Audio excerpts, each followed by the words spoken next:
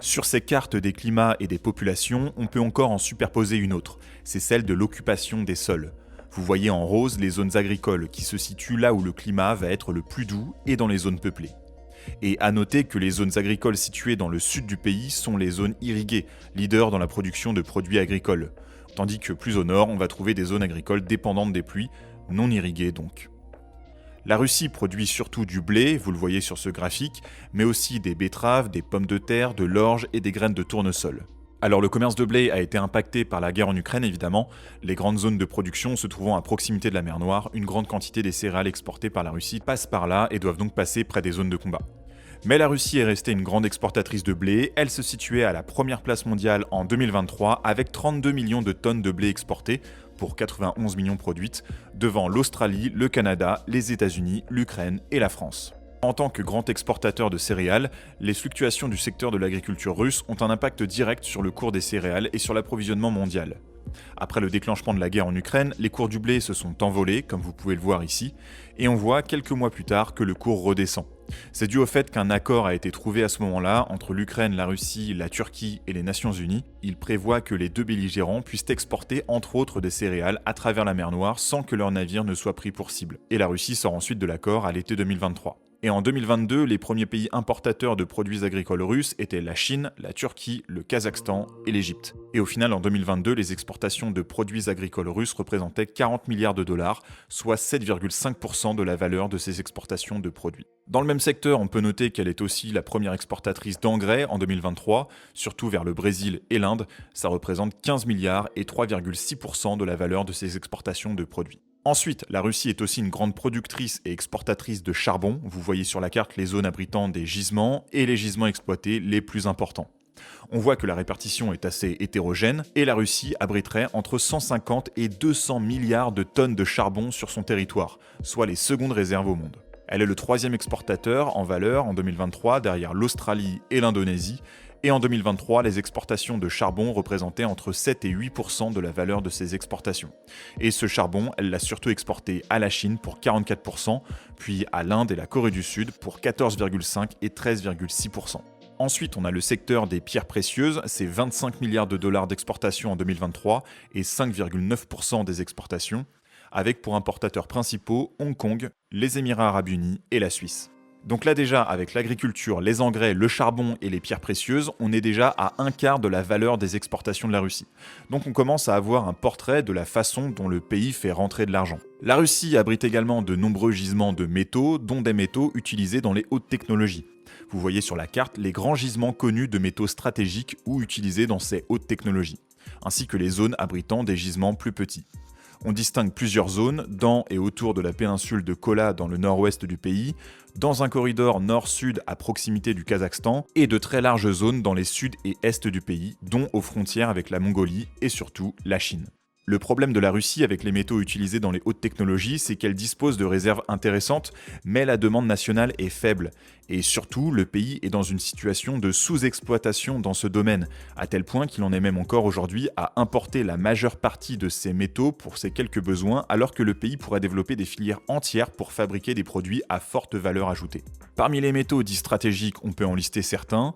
Ici, ce sont ceux dont la Russie détient au moins 10% des réserves mondiales, avec la position de la Russie dans le classement des réserves mondiales pour chaque métal, puis le pourcentage de production mondiale et son classement également.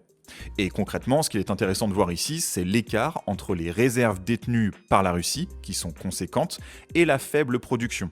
Et dans certains cas, cet écart est flagrant, et je vous invite à faire pause si vous voulez regarder le tableau plus en détail. Alors ça montre le retard qu'a la Russie dans ce secteur, malgré la demande mondiale pour les métaux cités. Alors néanmoins, des programmes d'exploration et d'exploitation sont en développement, et vous voyez apparaître sur la carte quelques gisements qui devraient être prochainement exploités.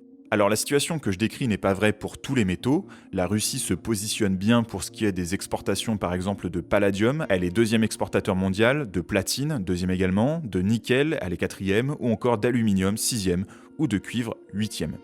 Et tous métaux confondus, les plus gros importateurs de métaux russes sont la Chine et la Turquie. Et globalement, les métaux, c'est 6% des exportations de produits russes en valeur. Donc c'est pas tant, mais on l'a vu, elle a les moyens de développer des filières de métaux utilisés dans des secteurs dits stratégiques, donc il y a une opportunité. Et évidemment, il y a un secteur dont on n'a pas encore parlé, vous vous en doutez, ce sont les hydrocarbures. Et c'est de très loin le premier secteur de l'économie russe. Et la guerre a eu un large impact dessus. Donc on va prendre un peu de temps pour en détailler les tenants et aboutissants. La Russie est un très grand producteur de pétrole et de gaz, et c'est de loin ce qui pèse le plus dans la balance commerciale extérieure de la Russie. En 2023, les exportations d'hydrocarbures, c'est 55% de la valeur des exportations de produits du pays, soit plus de 230 milliards de dollars de revenus. Vous voyez sur la carte quelques-uns des champs pétroliers et gaziers dont la production est la plus grande. Au niveau du gaz, les gisements les plus productifs sont Urengoy et Yangburg, dans le nord du pays, et concernant le pétrole, ça va plutôt être Priopskoye et Samotlorskoye, situés dans la même zone, ici. Vous voyez également les gazoducs et oléoducs, les plus grands suivent un axe allant des champs pétroliers et gaziers jusqu'à l'Europe. L'Europe a été le premier client de la Russie en termes d'hydrocarbures, mais la guerre en Ukraine et les sanctions émises contre la Russie par, entre autres, l'Union européenne, a remis en cause ce statut. Pour le constater et se rendre compte de l'impact de ces sanctions, on va comparer les chiffres entre 2017 et 2023. Alors je prends 2017 car je veux aussi avoir les données pré-Covid. Vous le voyez, les importations d'hydrocarbures russes en Europe s'effondrent après 2022, et à contrario, on voit que celles de la Chine, de la Turquie et très nettement de l'Inde augmentent fortement. On a donc un reciblage de la part de la Russie qui va chercher une autre clientèle. Et cette autre clientèle a aussi un intérêt à aller chercher des hydrocarbures russes du fait des prix intéressants. En fait, quand la guerre a commencé, les prix ont d'abord augmenté, car la guerre rendait les approvisionnements plus incertains, donc mécaniquement le prix du produit impacté augmente. Mais à partir de décembre 2022, des sanctions ont été imposées par les Occidentaux sur le prix des hydrocarbures russes. Sur le pétrole, il y avait un plafond de 60 $ le baril, alors qu'en temps normal, on est plutôt un peu au-dessus de 100 $. À ce moment-là, ça devient intéressant pour l'Inde, par exemple, d'acheter russe. Et d'ailleurs, derrière, l'Inde a raffiné ce pétrole et beaucoup réexporté en Europe sous forme de carburant. Donc d'une façon détournée, l'Europe a continué d'acheter des hydrocarbures russes et donc indirectement a financé la guerre. Mais avec ces prix plus bas, la Russie est tout de même lésée. On le voit si on compare la valeur des exportations de gaz et de pétrole entre début 2022 et aujourd'hui. Donc la rupture avec l'Occident et les sanctions imposées ont eu des répercussions sur les exportations russes, que ce soit en volume, en valeur ou sur les partenaires commerciaux. Et cela malgré les stratégies de contournement mises en place pour continuer à vendre pétrole et gaz. Alors la Russie dispose également d'une industrie de défense, elle exporte de l'armement à travers le monde, ça représenterait entre 10 et 20 milliards de dollars par an, et la Russie, avec 11% de part de marché, est troisième exportateur mondial d'armes pour la période 2019-2023, derrière les États-Unis, très loin devant, avec 42% de part de marché, et la France en seconde position, avec 11% également, mais juste devant la Russie. Les premiers clients de la Russie dans ce domaine sont l'Inde avec 34% des ventes, puis la Chine avec 21% et l'Égypte avec 7,5%. En 2024, les entreprises russes de la défense auraient réalisé environ 25 milliards de dollars de recettes, et notamment la compagnie publique Rostec, cela notamment grâce à la demande nationale du fait de la guerre en cours.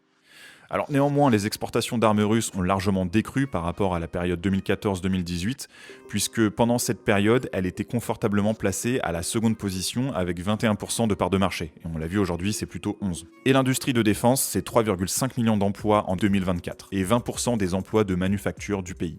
Alors, par ce tour d'horizon, on a pu voir ce que la Russie exporte et surtout parvient encore à exporter, et à qui, malgré les sanctions dont elle est la cible. On se rend compte qu'elle est parvenue à limiter la casse, notamment en redirigeant ses exportations et en profitant de la montée du prix des hydrocarbures début 2022 avec les sanctions occidentales. La balance commerciale russe est donc restée positive, même si on observe une chute en 2023, après un pic en 2022 dû essentiellement au prix du gaz. Mais malgré tout, au global, les exportations russes ont baissé, et cela en période de guerre. Donc comment le pays fait-il pour maintenir son économie à flot ? Alors déjà, l'État russe a augmenté les impôts. À l'été 2023, une taxe supplémentaire de 10% a été décidée et elle s'applique sur les entreprises dont le chiffre d'affaires dépasse les 10 millions de dollars par an. Ensuite, la Russie est encore en mesure de réaliser des emprunts, notamment sur son marché intérieur, sachant qu'à l'extérieur, c'est plus compliqué étant donné les sanctions. Mais surtout, l'État va piocher dans son fonds souverain. Alors le fonds souverain, ce sont des réserves financières, ici en l'occurrence